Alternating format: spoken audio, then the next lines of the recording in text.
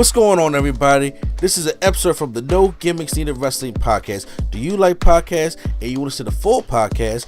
Make sure you check out the No Gimmicks Needed Wrestling podcast on all your podcast platforms, such as Apple Podcasts, Google Podcasts, Stitcher, Spotify, iHeartRadio, among many others. But you're listening to the episode right here on YouTube, so make sure you hit that like button and below, and make sure you hit the subscribe button to NC Studios and NC Level Up for all your gaming needs. This is the Nerd Coalition. Enjoy the show. Alright guys, so AEW Worlds, and let's talk about it. Let's give it a recap here, what we thought about. Like I said, middle of the road show. We had 3 pre-show matches here. The first one we had was my girl Thickness, Willow Nightingale versus Chris Statlander. Yes, 2 C's, no K. That's what I call it. Good match to the end. They kind of botched. Where you get this from, bro? That's how we call her and what's Ember Moon's name now in Ring of Honor? Athena. Yeah. I'm like, she thick, 2 C's, no K. But all right, that's gonna wind up on another shirt. You better stop. Go ahead. I don't care about that. I was creative on that. I was like, yeah, I know how to thick. So Will Nightingale wins the matchup. They kind of botched the end a little bit, but then they had to redo it. Then they had a 20-man battle royal for a future and a TNT championship match. When you saw who was in this battle royal, I was like, I think we know which way this is going. Killswitch won the battle royal. Oh, didn't see that coming. And for those who don't know who Killswitch is now, that's his new name because he used to be Luchasaurus. Just want to say I hate the new name. Just not a fan. I know this. I say it's Christian's finishing move and all that, but come on now, play it. Come on now. He wins it. I was like, okay, so I think I know what's happening here. Then we have a FTW rules match for the FTW Championship. Hook taking on Wheeler Yuta. He won by submission. It was alright. When you get to the main show, this is what I said. There was highlights, but there's still like a middle of the road thing going on here. We had an 8-man tag team match player.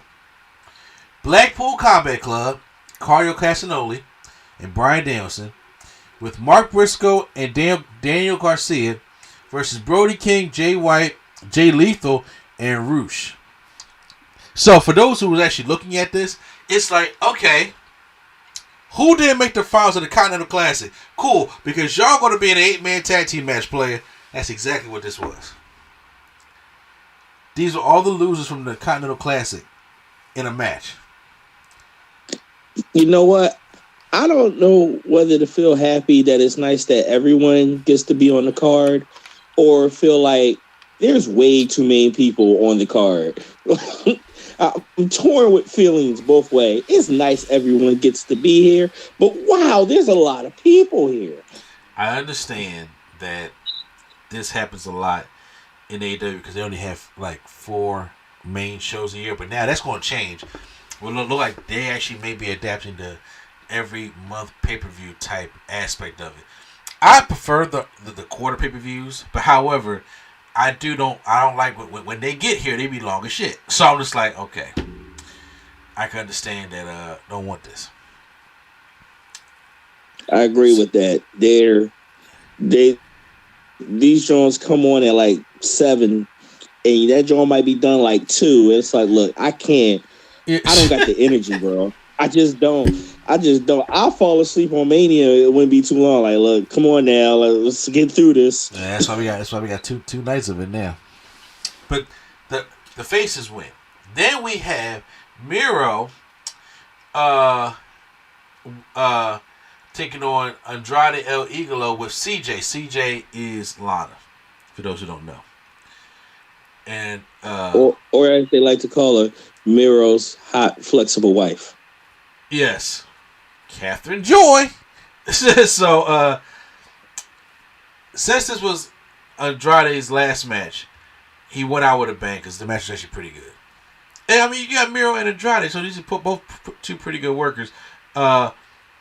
They, and he went out pretty good and went out with a non clean finish. So they sold to the fact that Andrade could have actually won, but Miro won the matchup, and pretty good match. They got about 15 minutes. So go ahead and do your thing. Timeless Tony Storm with Luther took on Riho for the women's championship, and I like Rio, kinda. I mean, she's very small. But she has these smiles. I mean, I don't like a Kairi Sane. I like Kairi Sane a lot. I'm saying, but Rio's pretty good. She's just very small. But Timeless Tony Storm, I'm loving the gimmick. Are you a fan of Timeless Tony Storm? Yes. I really like the gimmick a lot. I don't want to say I dislike, and then what you said, I don't want to say I dislike Rio because she's small. It's not that, because I feel like we're in a time where there's actually a lot of small wrestlers than they've ever been at the same time.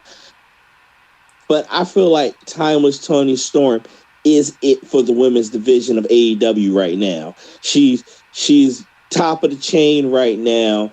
The gimmick is putting them in. She's all in, and is good. So I like her right now a lot. Yeah. And I say, all the stuff that she's been doing, I'm like, okay, I'm really feeling this. And she retains the championship, which she should have. So, she beats Rio. Here's what, okay, so I'm going to, it's Swerve Strickland with Prince Nana taking on Dustin Rhodes. So, originally this match was supposed to be Swerve Strickland taking on Keith Lee. Because Keith Lee, they brought up something from their rivalry that happened when he took out Keith Lee with a cinder block over a year ago. So, they're coming back to this. And y'all see me in the text, I was just like, what are y'all doing? Because Swerve right now is above all this. Swerve has cleaned up in the Continental Classic. In my personal opinion, he should have been in the finals. That's what should have happened, but he wasn't. And I think I know why now. You was definitely mad when Mox won that. You was definitely angry. Because you know what? I haven't watched Dynamite in a minute. That's the match I actually watched. And it was a triple threat. Now, did Swerve get pinned? No, Jay White got pinned, but still. I was like, Mox again? I said, come on, man. But after things that happened, I think I know why. Because here's the thing. And I was like, so Dustin Rhodes, who was his naturally limitless partner, was going to fill in. Fans was not happy about that. They took to Twitter and said what was going on, and Dustin Rhodes basically said, fuck you.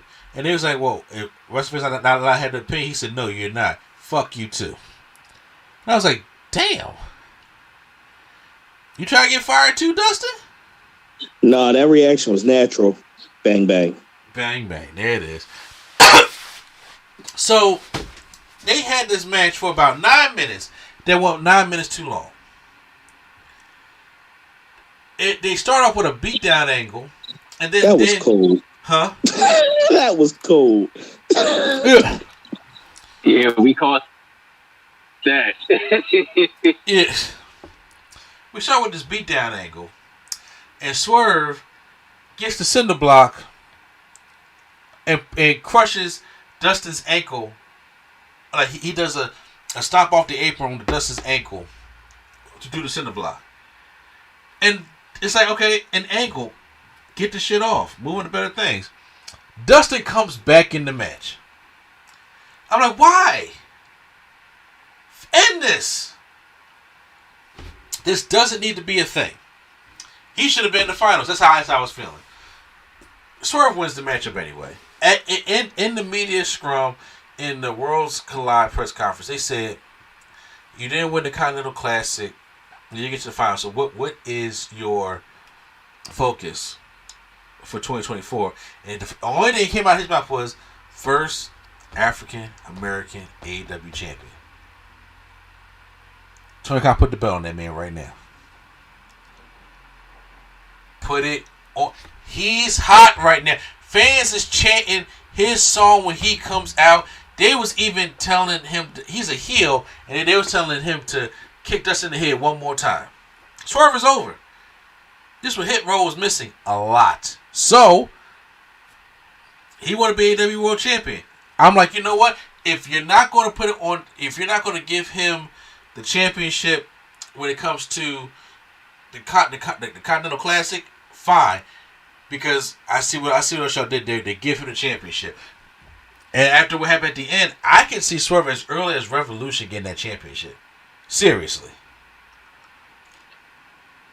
When's Revolution again? I think the end of February or early March. Okay.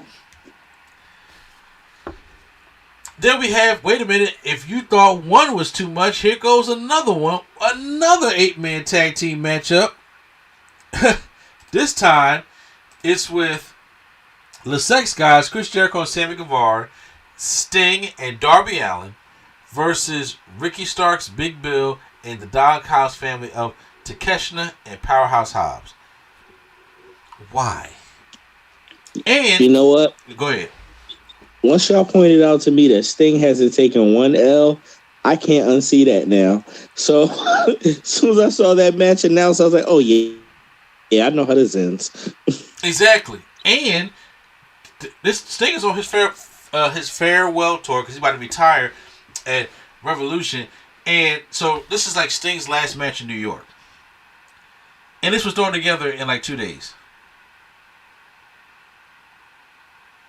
I understand if you want to get Sting on the card, but I mean, me personally, if this is Sting we're talking about here, his retirement tour needs to be bigger. You got to promote every place he's going, who he's wrestling against, and you know this is gonna be his last place wrestling in this place. I'm like, come on now,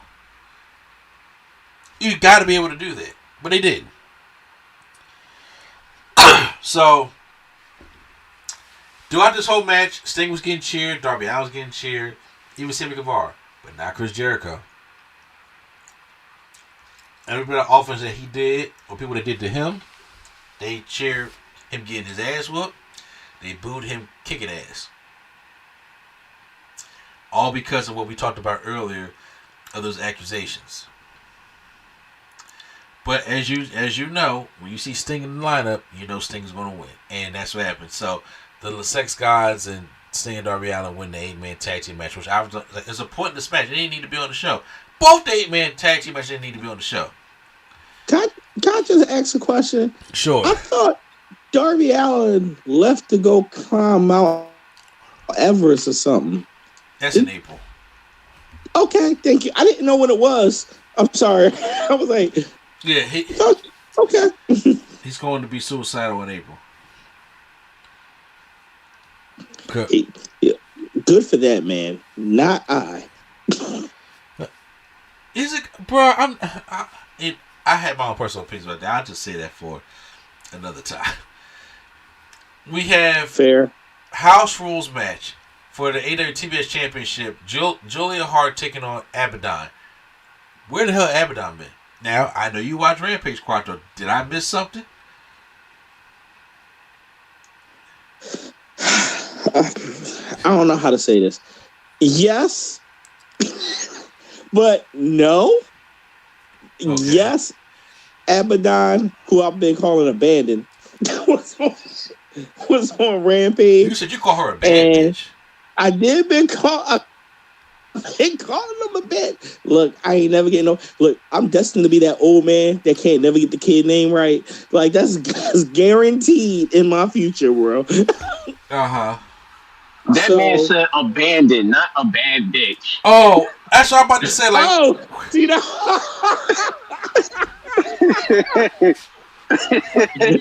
Please, thank you for that correction. I'm about to say, Quattro, what's going on? No, man, my no Philly. I ain't judging, but I'm judging. You know. No, Abandon came out and pretty much just like stared at her one week, and then the lights went out and she vanished, and all of a sudden they're having a match. That was like the setup, and I was like, oh, all right, because I'm like, who you like? This is weird. I guess. Where's Sky Blue? Wow. That's how I felt. Wow. You asking all the right questions. Okay, well, okay, Abaddon, but she lost the matchup. Anyway, I like I said, I rarely see Abaddon. So I was like, and they saying that she could bite in this match. I said, what the hell have I been missing? Bro, I looked at her. I was like, who's female Doink? The first time I saw her. Like, I didn't know what was going on. Doink, like the clown. Doink, like, I didn't know what was happening. I was like, who are you? Like, I'm not trying to be disrespectful, but I really didn't know who you were, bro. That's correct. She's female Doink. Lord. So, okay. Julia Hart wins the match and she retains. Next up, we have Adam Copeland taking on Christian Cage with a no disqualification match for the AEW TNT Championship. So, this I thought was a decent highlight of the matchup. Of course, you get the hardcore elements of it. Edge and Christian out there doing their thing. They finally gonna have I was like a pay-per-view caliber matchup. So Edge said he in his mind he was like, this is WrestleMania 22, and I'm gonna bring out this flaming table with the whole kerosene and like the table on fire. So Nick Wayne is on the apron. Yeah, I fast forward through all this stuff like that because, like I said, I've seen the highlights. Nick Wayne's on the apron. Edge goes to powerbomb Nick Wayne onto the table. Nick Wayne missed the table and his ass catches the end of the table on fire. So it's like his ass is on fire. And it barely broke the table. I don't even know if it broke the table or not. I was like, how did you botch that? Well, we already know what you feel. I'm here to confirm that the table did not break. It didn't break? Ass caught the ass into the table. No, it ain't break. It just flipped over. Botch big time. Because Edge freaking threw him instead of dropping him. Yeah, Quadros, it's all over the internet. You might want to check that out. So, are we saying Edge was too hype?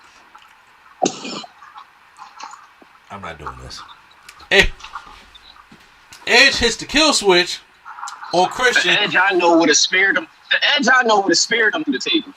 Bro, Edge too old for them spears through the second rope now. Edge too big for that. I mean, too old for that. Excuse me. I mean, Edge would have been fine. I guess Adam's not. Yeah, you're right. That's right. This is Adam Copeland. So, Adam Copeland hits Christian Cage with the kill switch and wins the TNT Championship. Clocked it at 25 minutes. You know that's the Edge special. You got to do over 20-minute matches. And then, kill switch, remember from the battle royal earlier, comes down, attacks Edge, and the contract he won for the TNT Championship, I said, I knew it. Christian still takes it from him, and he cashes it back in, and then Christian takes out Edge, and then Christian has his TNT Championship back. Okay. Allow me to jump real quick. Yes. First off, this was an anytime contract? I believe so. Okay, I didn't know we had those contracts in the bank. Okay. Second of all, you can just transfer it? Well, Christian and Killswitch are partners and stuff now. Remember when you had like the Evolutionsaurus and stuff like that? So they kind of working together. Okay. Third of all, I enjoy trolls, so it made me laugh. Sometimes it's like, yo, bro, you just really pushing the envelope here. Really. Well, Christian Cage wins the championship back. So Edge had championship for about, I don't know, a minute. Don't worry, we'll get the rubber match at Revolution with a ladder. They had ladders in this match. But it's not a ladder match. You know what? You're probably right. Look, we know that joint got to be dangling for some. It's Adam and Christian. This has to end with a ladder. Oh, that don't even sound right. Adam and Mm-mm. I Next don't know what up, else to say to you. you're right. Next up, we get the finals to the Continental Classic for the inaugural American Triple Crown Championship, which is the Ring of Honor World Championship, the New Japan Pro Wrestling Strong Openweight Championship, and the inaugural AEW Continental Championship. So it's Eddie Kingston taking on Jon Moxley. Once I see who the finals was, I was like, okay, we got to give it to Eddie Kingston because he needs a big win in his life. Okay, and this will be a really big win. Moxley don't need this. If y'all not going to give it to Swerve, because y'all probably want Swerve to go on to the AEW World Championship, then it needs to be Eddie Kingston. And they had a pretty good matchup, but Eddie Kingston does win in the end as a Triple Crown champion. So I'm happy for Eddie Kingston. People was not happy for Eddie Kingston, but the people that wasn't happy for him was probably the same people that wanted Eddie Kingston to do more back in the day. So people are going to be fickle. That's how they're going to be. I'm happy for Eddie. Huh? I'm happy for Eddie. And I did watch the celebration for him. I was like, that's legit happiness in his face. Good for him. Exactly. I love Eddie Kingston too. I used to watch Eddie Kingston House of Hardcore, so I love Eddie Kingston. Also, I know you meant that because I know you hate House of Hardcore. Also, I forgot to mention this, that back during the 8-man tag match with the LeSex guys, Sting was walking around the ring and clapping hands with everybody. And then Vladimir was in the ring, the super fan. He was in the AEW ring and he was giving props to Sting. By the way, if y'all need to check out a heartwarming documentary, it's a short watch, like 37 minutes. Go to Peacock and watch the story of Vladimir on the Superfan documentary. Who is he? He just a fan or like? He's a fan that's been there since the 80s. And everywhere, like if you see him, he's familiar. He's been there since the Hogan era. And oh wow, he's been there every time. It's like, when you see certain shows and you see certain fans that's been there all the time. Like if you look at ECW, you got that straw hat guy. Yeah. Yeah, that's always there. He was one of their fans, super fans, and they did a story about him. So it was pretty nice. Damn. Okay. All right. Well, shoot, they better give green shirt guy something. Yes. Yeah. Well. Yeah, like sign guy or something. Yeah. Once he's in there for a little bit longer, yeah, sure, of course they will. Then there's the main event, AEW World Championship, Samoa Joe taking on MJF. Now the whole storyline going into this was, who was the devil? Who was doing all those attacks? Who did they lose the Ring of Honor Championship things to in the last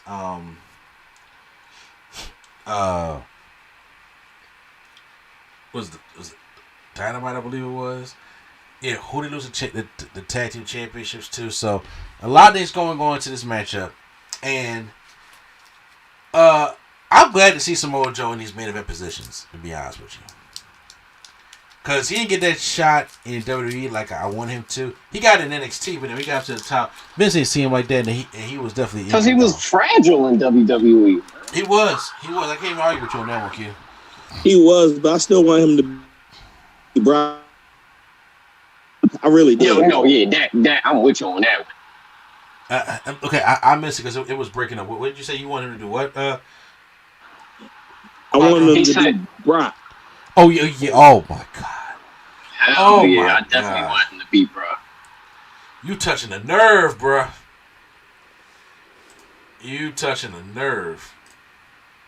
But yes, I understand exactly what you mean by that. Well, I think they had a pretty good matchup, and at the end of the match,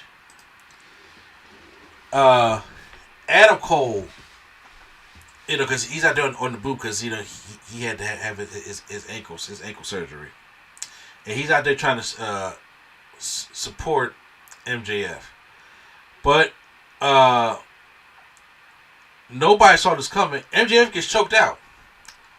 He gets choked the hell out. Like his arm falls down 3 times when they're checking him for a sleeper. I was like, damn, I ain't see a championship change like that. So Joe just straight up win the championship. He's the new AEW champion. I'm actually happy to see it because Joe deserves more TV time. He deserves to be at the top. Meanwhile, Adam Cole goes in there to check on his friend. And as he goes in there to check on his friend, they have these 4 other like guys dressed in all black with all these black masks on that come out to the ring. And Cole is holding up the crutch and look like he's about to help MJF. MJF was getting jumped by these guys. And they're holding Adam Cole down. And then all of a sudden, the lights go out. When the lights come back on, I thought this was actually creative. Because look like one of the guys was going to hit Adam Cole with the chair. The lights go out, and when the lights come back on, Adam Cole is sitting in the chair with all the guys behind him. As they just stand at MJF. And it is Roderick Strong, Wardlow, and what oh God, what's the other 2 guys? God, what did Matt Taven and Mike Bennett. Yes, Matt Taven and Mike Bennett is in there. And meanwhile, as Adam Cole is sitting there in the chair, he pulls out the Devil's Mask as they powerbomb him, and then this is like his new group and stuff going on now. So we knew Adam Cole was the devil. We just didn't know who all the people was going to be with him. And I thought everybody got beef with MJF, huh? I was saying we didn't know who the goons were. Exactly. Now I know people are saying how come it couldn't be Kyle O'Reilly and Bobby Fish. Let me tell you something. I think everybody's old Bobby Fish. Bobby Fish is getting too old now. And Kyle O'Reilly, I think he's still like really sick and not really doing too well. So you can't just throw in Kyle O'Reilly in there. But that's how it ended. So I think, because MJF has been nursing injury, especially after he did that cutter over the top rope and landed like right on his tailbone and kind of like messed that thing up. I think he's going away for a minute. Which, when he comes back, him and when Adam Cole heals up, because Adam Cole is legit injured, he still got the boot on. But I think they're gonna wait till both of them heal up to do a match between them 2. So why they take him off the roster list? So who? Oh, because they want to really build up that whole bidding war of 2024 that he was talking about. Oh, okay. Yeah, trust me, MJF signed. He signed back. He already signed it. Yeah. You know. But yeah, he on top. I wouldn't leave right now. No. It'd be fly if he could pull some. No, Brock Lesnar was able to jump WWE and UFC. It'd be fly if he pulls some jump in the Royal Rumble real quick and then dip out. Like, you really want to break the wrestling world? That would be amazing. Now, Brandon, I know it ain't happening. Before anybody kill me, I know it ain't happening. I'm just saying, what would be fly just because it's like, just to sell the man who is MJF. Let him pull up at the Royal Rumble. Let him get eliminated, and he just go back to AEW. Like, I thought I was testing the waters. Like, you know what I mean? That'd be fly. That would. It'd break the internet. That would actually break the internet. Like, what the fuck is going on? I mean, shit. CM Punk almost did it, but that would be crazy. That would be otherworldly. But I think he's gonna go nurse and get himself together, like Keith Lee, because Keith Lee already said. I meant to say this back when you saw about Swerve, that he came out on Twitter talking about he was injured, he was fighting through injury, and he hasn't been fully healed for almost about a year now. He's been the nagging injury, but now he just can't go at it no more. I'm like, bro, go get yourself healed. You don't owe us anything. Yeah, on the vibe of that, absolutely. Go take care of your health. I'm just mad it took him a year before they actually scheduled the match. Well, they probably did because he's probably injured. And he probably couldn't give the match that he was looking for. I'm just like, Tony, let this man, instead of trying to force this man to do stuff, let this man go and get healthy. That's what you should do. But guys, that was World's End. I felt as though it was a middle of the road show. It kind of like thumbs in the middle. Like, you know, say I did like the whole devil thing, even though we knew it was Adam Cole. I liked the devil thing. I liked Edge Christian until he botched that thing. So, excuse me, Adam Copeland and Christian.